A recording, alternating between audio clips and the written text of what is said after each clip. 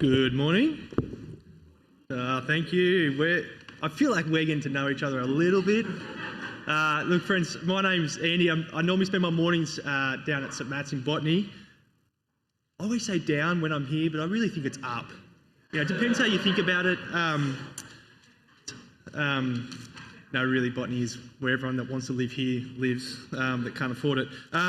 Anyway, I'm the pastor there, and I get to come up here occasionally, and I really am thankful for our time. I mean, am I doing this right, or? Thank you. There we go. Now, I don't know how you felt as that long list was read out. Heroic example after heroic example. It just kept going as well, didn't it? It's like, oh gosh, when's it going to end? But no, example after example of concretely, what does it look like to have faith in God? Now, if you're new to the things of Christianity and Jesus, all those names would have been like, what, the, who, what, where, who are these people?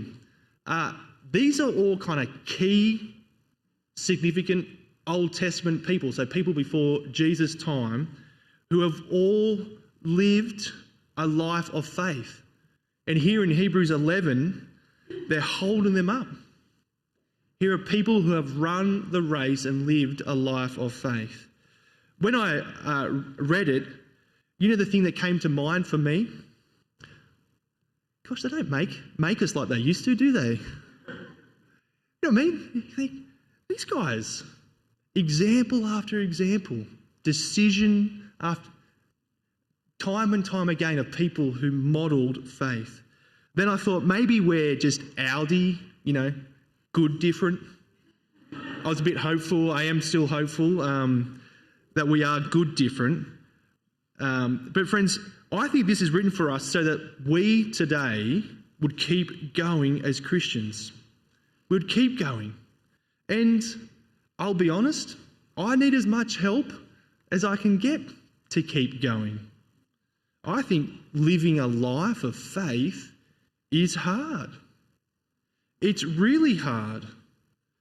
And part of the difficulty, if not the most difficult thing, is verse 1. What the life of faith is. Faith is the assurance of things hoped for, the conviction of things not seen. Why is this so hard for me? Because every voice, every neighbour, my kids at school, their parents, different family members, you know what they keep saying? You've got to believe in the here and now. That's all there is, what you can see, what you can touch, what you can feel. You don't want to, miss out. You just got to get what is right in front of you, and you got to grab hold of it for all you can. Because if you don't, no one else will do it for you. Make the most of it now. Friends, do you find living by faith hard? Praying, talking to an invisible God, living lives shaped around an unseen Jesus. You can't physically see him.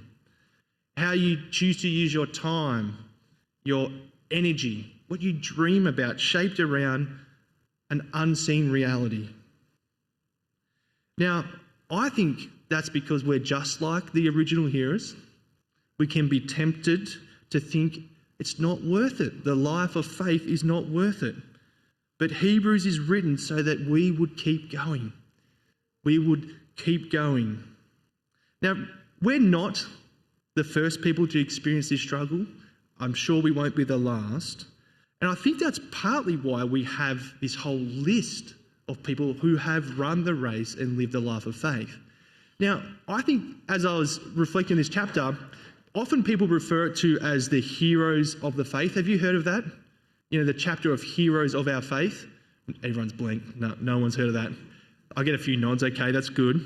But what do I think that means? So we think, okay, these are all the heroes of the faith. And so, you get Abraham, Moses, Noah.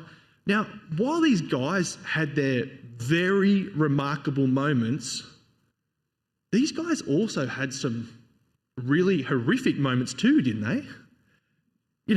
Noah, he was a drunk. Abraham, he, for his own safety, passed off his wife to another person, not just once, but twice.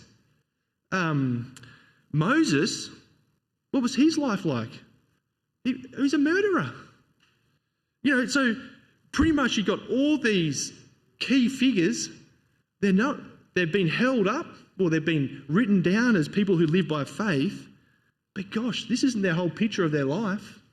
So I just think the heroes of the faith is a really unhelpful a way to think it, because it means you think, oh, that's not me. You have that reaction that I had. It's not for me. I mean, if it was intended to be heroes of the faith, he could have picked better judges, couldn't he? Like Othniel or Deborah. Jephthah. Do you remember who he was?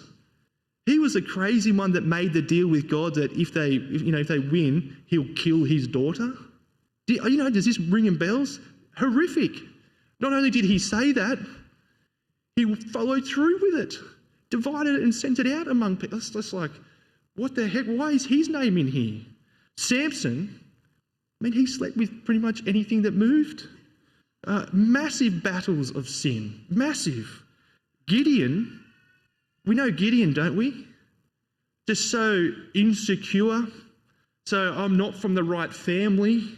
It just took sign and sign and sign again for him to finally trust God.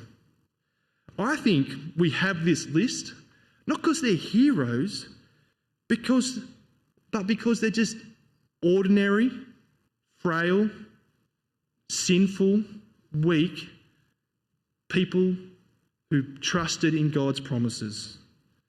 They're like us, deeply flawed, weak. Yet these men and women have gone before us and trusted in his promises. And he's wanting to say this is just normal, ho-hum faith. This is what it looks like. And when we're tempted to give it up, to shrink back, he said, look at these people that have come before you. And friends, if you're not yet a Christian, can I say that you've just turned up on a great day, because you've got kind of concrete examples of people who have lived a life of faith. And this is what it would look like to live a life of faith. So I'm looking forward to as we dig into it. Now, I've got two headings. I think I gave you a few more on that outline. So I've got two headings I want us to work through. One is, what does it teach us about faith? And secondly, what does this faith look like? Okay? First thing, what does it teach us about faith? Now, Hebrews 11, that word faith, we use that in society, don't we? Our culture uses it, unlike, the holy of holies and the high priest and all the stuff we've been working through in Hebrews. We actually use the word faith, which I think can be unhelpful for us, because in society we kind of use it in two completely different ways and almost opposed to each other. So on the one hand, when I just typed in define faith in Google, it came up with it's a strong belief in doctrines of a religion based on spiritual conviction rather than proof. Now, it's what we might call blind faith. It's that kind of, I hope my footy team will win. It's the faith that I had when Courtney Vine was in the last kick. You remember the Matildas? How many shots did we had? Was it 11, 10? I can't remember. Now, for me, that was blind faith. I got no idea if she's going to get that in or not. But I was like, you can do it. You can do it. Not based on evidence. Now, typically, the world would say, or our society would say, that that's what Christians' kind of faith is. It's blind. It's contrary to proof. You believe in that sky fairy up there. That's all good for you. But have you had people say to you, that's all right for you, but I'm kind of like an evidence-y guy. I like to see things, be proved things. It's okay for you, but I just can't do that. You heard that? Yeah, I've heard that lots of times. I think another reason we find it hard when we start talking about faith is because I think within the church, as Christians, we're confused too. Sometimes people think, yeah, we do that. I don't know why we do that. I don't know why we say that. I suppose we just got to have faith, don't you? Just got to believe it. I just think that's a really unhelpful approach to life, to Christian life. But I think we're just confused. And it's not, in fact, the way the Bible uses the word faith.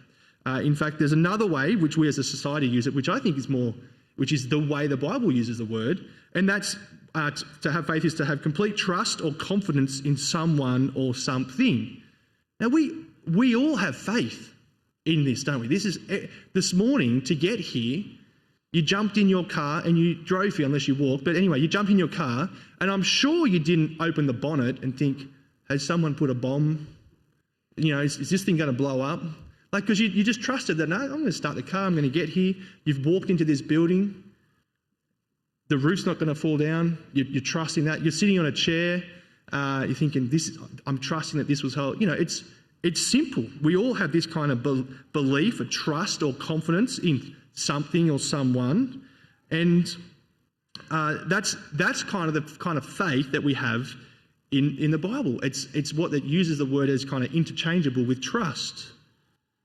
But the issue, as I tell you this, and you're starting to think, can I trust this guy from Botany?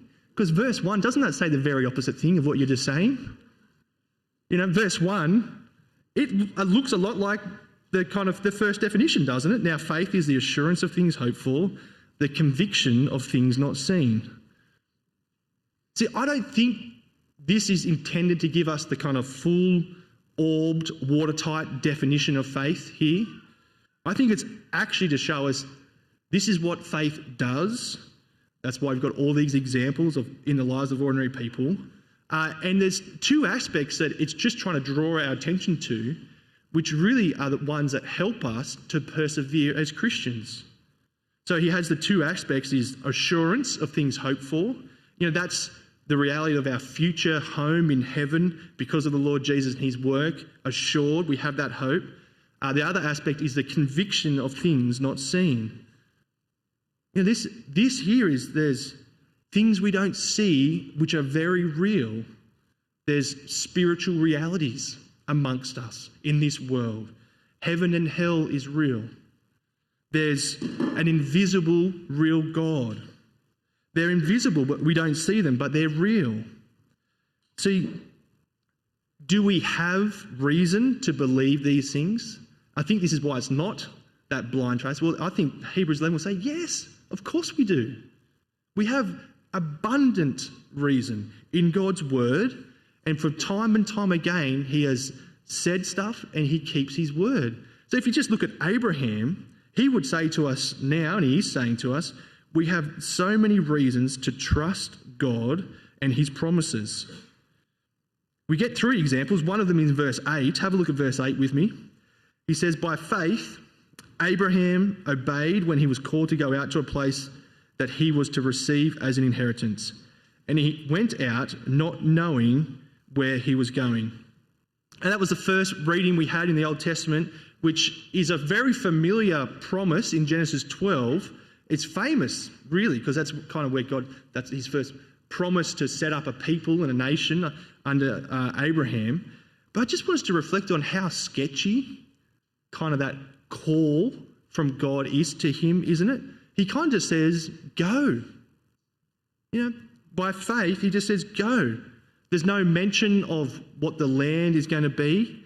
I'm sure there wasn't realestate.com in Abraham's time. He's not like he can just quickly look it up and go, I wonder if there's going to be surf, or I wonder if there's going to be ocean. I wonder, what the school's going to be like for my family. No. He just hears a word from God, go, and what does he do? He goes. He can't see the land, doesn't know what it's going to be like, but he trusts God at his word and he goes. The second example of Abraham is with his wife and having kids. Verse 11, by faith, Sarah herself received power to conceive, even when she was past the age. Hint, hint, she's ancient, as good as dead, the next verse would say, since she considered him faithful who had promised.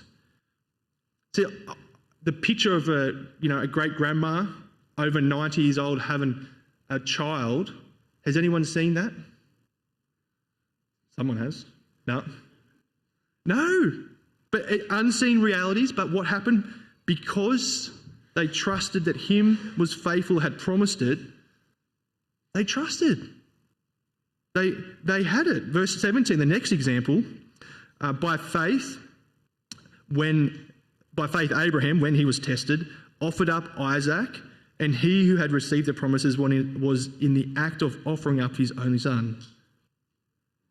See, promises here from Genesis 12, you're going to be, a land with many descendants and blessing to all other nations. Here, God's asked him to offer up his only son. Why would he do that? Verse 19, he tells us, because he considered that God was able to even raise him from the dead. See, why is it that Abraham would leave his home, have kids on his deathbed and prepare to sacrifice his one and only son? Because he believed God's word. He knew God was faithful. He knew the person who was promising is a promise keeper. And he knew that he had the absolute power to deliver on his word, and he has, and he does, time and time again. So friends, why do we trust God? Why do we want to live a life of faith? Because we've got example after example of God making promises and bring it to fruition. He has 100% track record. See, faith means here believing God's promises, believing in God's word, that his word to us, that he's true. But secondly, there's an aspect which is about a future aspect of his promises, which comes up again in this chapter time and time again. So back to Abraham in verse 10, he's been promised this land, and he goes and lives in the land in tents. He doesn't set up a home, doesn't do that. Why? Well, it tells us in verse 10, because he was looking forward to the city that has foundations, whose designer and builder is God. See, he had a physical land that he lived in tents. Nothing kind of says temporary more than a tent, does it? I don't know who's living in a tent at home? Camping, yeah, but temporary, definitely temporary. It just says he's passing through, but he was living for a greater reality, a greater promise of heaven as his home, where God was the designer and the builder, and he was looking forward to that. See, all through Hebrews for us, haven't we been told the same promise? Our rest is yet to come. Heaven is our home, secured, guaranteed, because Jesus, our great high priest, has sacrificed himself once for all. But friends, that is the promise of God to you. If you trust in Jesus, that is your home. It's guaranteed. And faith is believing in those promises. But the very nature of faith is, I think, not just a belief, but it's a belief in action. And see, Christian faith, I think, it's more like a powerful telescope. I thought this analogy really helped me because, we can look to the sky at night and we know there are stars and galaxies beyond what we can see, don't we? But what happens when you look through a telescope? It brings these realities front and centre to your perspective, to your view. Faith brings the unseen realities, the unseen promises of God, that future reality. It brings it to the present for us now so that we can see things that only by faith you can see. Spiritual realities. That future reality of heaven with him. The visible reality, the invisible reality of faith with him now. Hebrews 11, the faith that it's describing is faith that acts now. It's not just a belief, but it's a faith that bursts into action. It's a faith that sees God's word like a telescope. It's through faith we see the unseen realities, and it bursts into action today. So my second question for us is, what does this actually look like on the ground? Way too many things for us to go through everything in detail. I'm going to pick 4 for us. First thing I want us to reflect on is that sometimes living by faith now looks like doing stuff that no one else around you is doing. Sometimes living by faith now looks like doing stuff that no one else around you is doing. Have a look at Noah. He's a good example of this, isn't he? Verse 7 says, by faith, Noah, being warned by God concerning events as yet unseen, in reverent fear constructed an ark for the saving of his household. By this he condemned the world and became an heir of righteousness that comes by faith. See, Noah, before Abraham, he lived, and he lived in a desert. I'm sure there wasn't any kind of apps from his insurance telling him, you know how we get those apps that hailstorms coming, get out of the hail, get the car out. I'm sure there's no push notices on his phone or his watch that told him that this was coming. There's a word of God, but he built an ark in the desert, and it took decades to build. Can you imagine how he would have felt, how he would have looked? People just go, you are a nutter, wouldn't they? What are you doing? What are you doing here, Abraham? It hasn't rained for donkey's years. But what does he do? Trust God's word, and he puts it into action and builds an ark. And he does stuff that no one else around him was doing. Folks would have for many years, for decades, keep going on with life as though it never rains, with the here and now as a normal way of life. He would have felt super weird, I would think. But faith, when you believe in unseen things, acts in ways that are different from those around. Friends, can I ask you, do you feel like a weird one sometimes in the world? Do you feel weird? When you shape your week around the things of God and Jesus, the things which are unseen to the naked eye, but through the eyes of faith you can see them so clearly? You wake up on a Sunday, it's a beautiful winter's day, and you think, I'm just going to get the kids in the car and bring them to church. And everyone else is getting their kids in the car and heading down to the beach or to the park or to the family. That the weeknight you think, I just can't wait to get home from work early so I can get to meet with God's people in growth group. Do you feel weird? Do you feel different? It can be exhausting, I think, can't it? And you can start to wonder, is it all worth it? Is this judgment day that God promised really coming? If Noah were here, and in God's word he is here, he would say, yes, it is. It is worth it. Take seriously God's word. It will look differently, but you're not the nutter. You're actually in reality. Friends, that's the first thing. Faith sometimes looks like doing stuff that no one else around you is doing. Second thing is, faith enables kind of different dreams and ambitions for us. Different dreams and ambitions. I have 4 kids, and I do have hopes and dreams and ambitions for them. I do want them to have great health. I do want them to have an education, a good education. I want them to do well and to learn about God's world. I want them to have a job that, might satisfy them, that might match with how they're gifted and wired. I do hope that they may have a family. God gives them a family. I have these ambitions for my kids.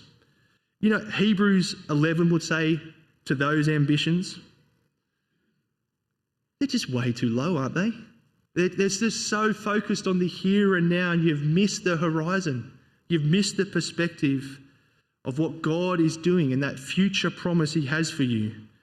Moses is a great example of someone who had different ambitions from those around him, didn't he?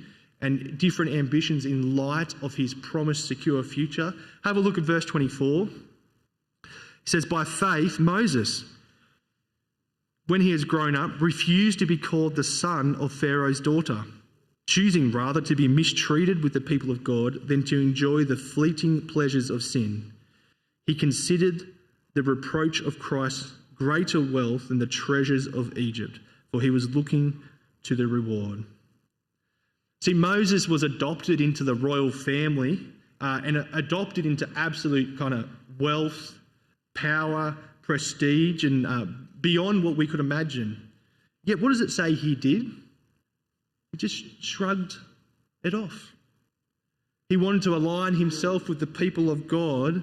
He wanted his future ambitions to be that of God's, and he considered reproach greater wealth than the treasures of Egypt because he was looking forward to that reward. See, his hopes, his dreams were far further focused than the here and now, weren't they? They were looking forward to that amazing home, that reward of seeing Jesus face to face. Friends, what are your ambitions? What are your ambitions for you and your ambitions for your kids or your grandkids? Do they feel short-sighted? Or have you got this home that you want for them? You know, Christians can have these, and it shows so much in their life, doesn't it? This is so many examples I could give of you, but one of the examples I've been encouraged by is a guy who works long hours, but all his team know that he doesn't work Sundays and he knocks off early on growth group night.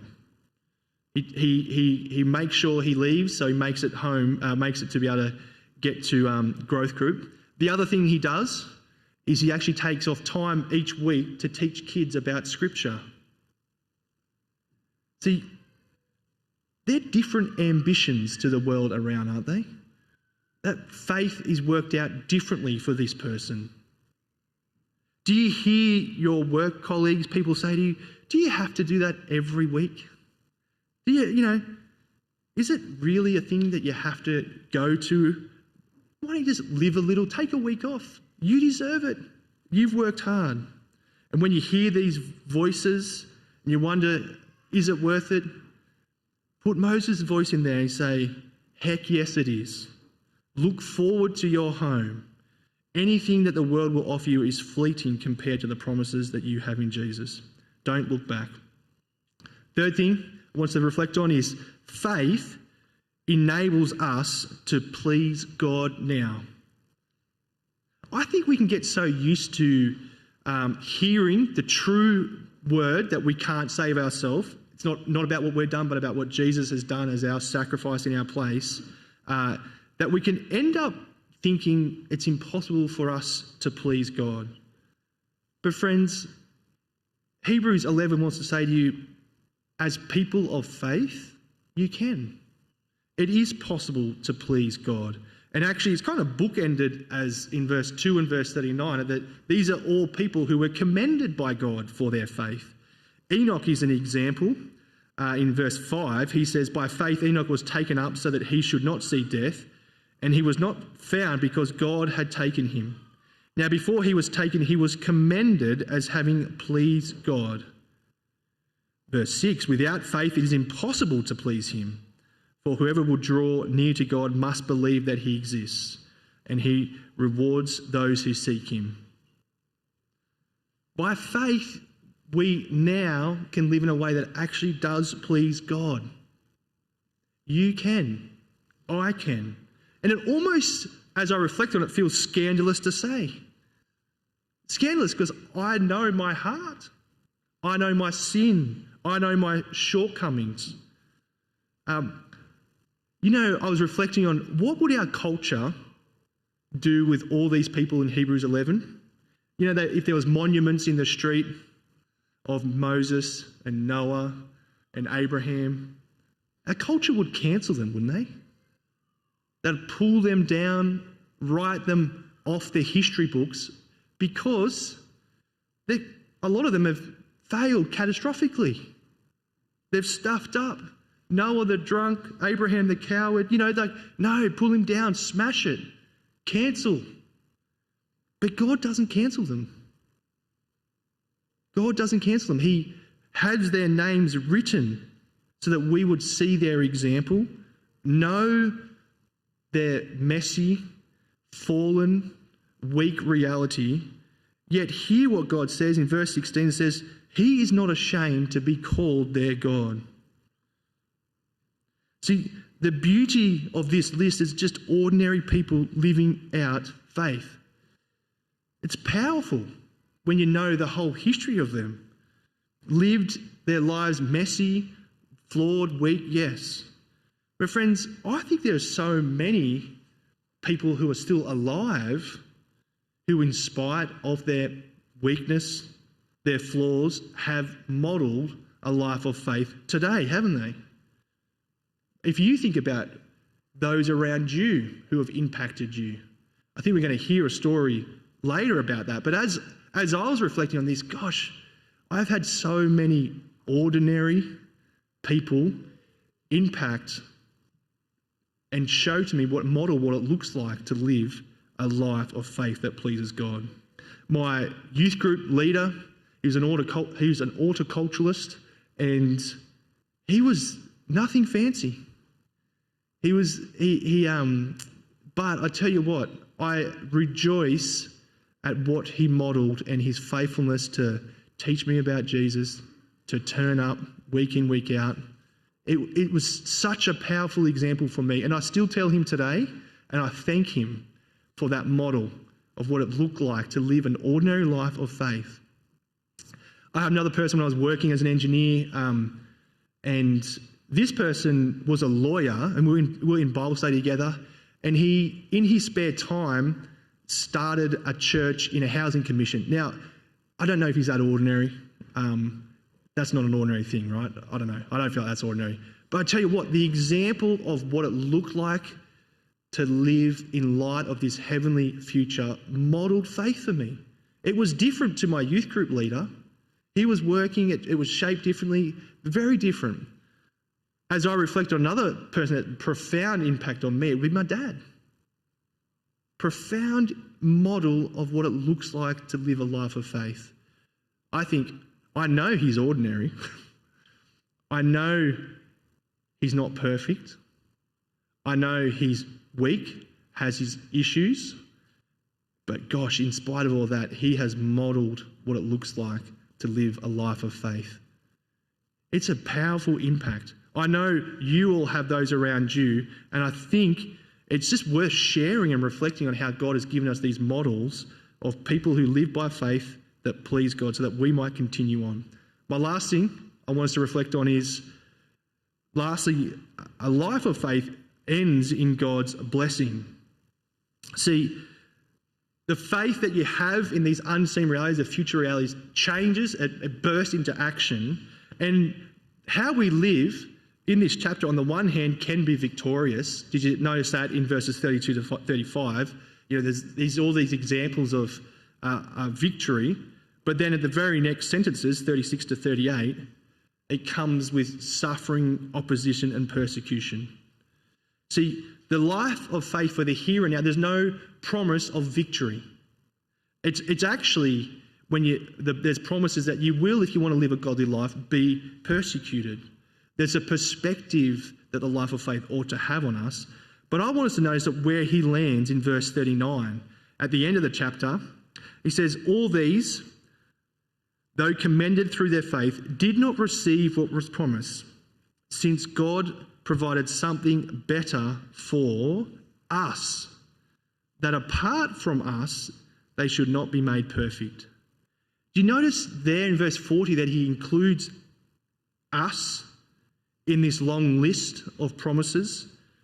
He's telling the Hebrews, you're invited to be part of this list of men and women who have lived a life of faith. Now, the point is that these guys weren't perfect. They weren't victorious, all of them. There's no promise of that.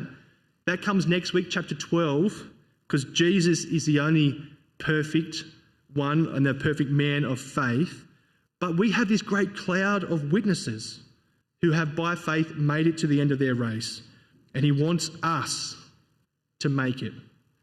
He wants us to have a life of faith that bursts into action now. What that looks like doing stuff that no one else around you is doing. It looks like having different dreams and ambitions from the world. It profoundly looks like pleasing God in faith, and it ends ultimately in that blessing from God of the new heaven and life with him. Friends, do you want your name to be on this list? Do you want to join in this name, in this long list of people? Are you going to choose to live by faith now?